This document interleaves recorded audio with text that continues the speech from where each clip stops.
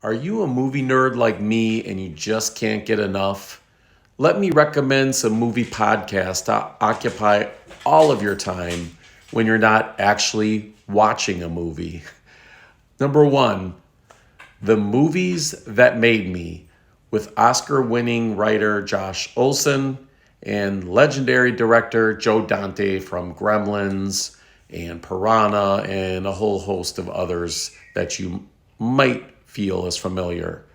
They invite people from the movie business largely, directors, actors, writers, and other producers, but others as well, sometimes just famous celebrities.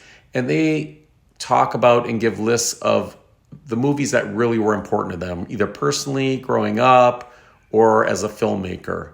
It's a fun podcast to listen to.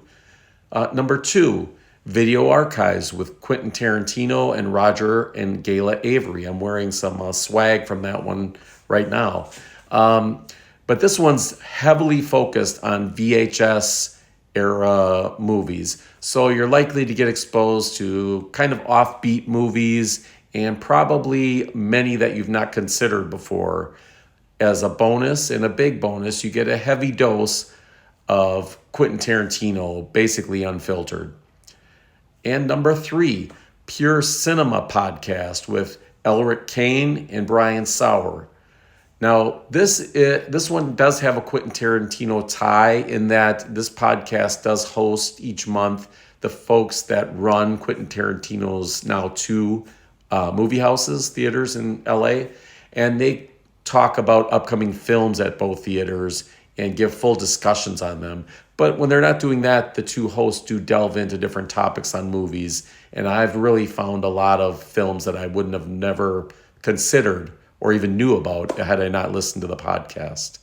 The last example I'll give is the Rewatchables. You can see it over my shoulder on my TV. It's with Bill Simmons. It's on the Ringer network of podcasts. These are much more mainstream films that have one thing in common.